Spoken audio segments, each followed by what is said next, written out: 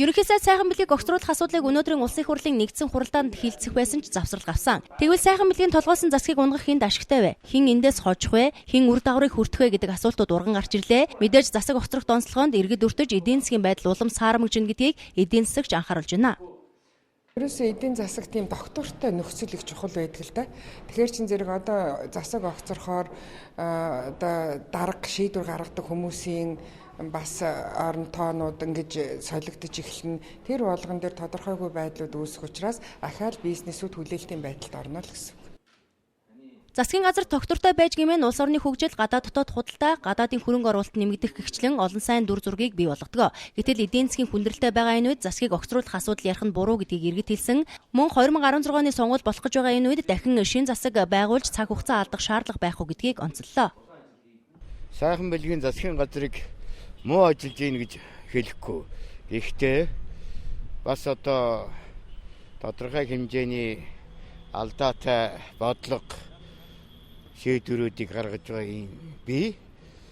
Ийм учраас одоо бас тодорхой хэмжээгээр одоо сигнал үйл ажиллагаанд нь одоо сигнал дахиад өгөх явдал бол жоглоо.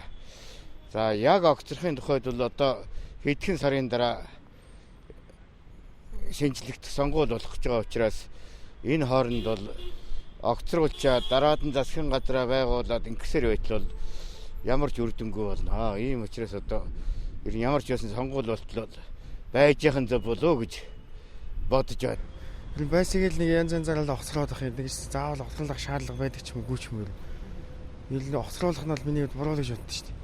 Байсыг л тэрийн огцруулаа сайдын энэ дараагийн юу ч гинөө гараал удаачгүй байтал огцрон солин нэг тэр юм болох юм. Тэр миний хувьд бол нэг л димил зүйл санагдаад байна шүү. Тэр огцрол ингээл дахиад нэг шинээр янз бүрийн сэлэгдээл ингээл бас л ингээл цаг хугацаа алдагдаад шүү дээ. Хиний мэдээжээр асуудал. Яагаад гэвэл засаг солигдно гэхээр чин дахиад орон тооны асуудал гарч ирнэ. Нөгөө шийдэх ёстой асуудлууд бас хойш тавигдана. Ер нь бол хиний мэдээжээр одоо 4-5 сарын дараа сонгуул болно. Дахиад засаг солигдно. Тэгэхээр тэр болтол тэсгэл хэрэгтэй шүү дээ. Түр өмнөд эхлэхээр гадаад дотоодын олон яриа хэлцэл салгартаж гадны хөрөнгө оруулагчид цөхөрдөг. За энэ нь гадныхны нүдэнд илэгдэг болдог нь нууц бишээ.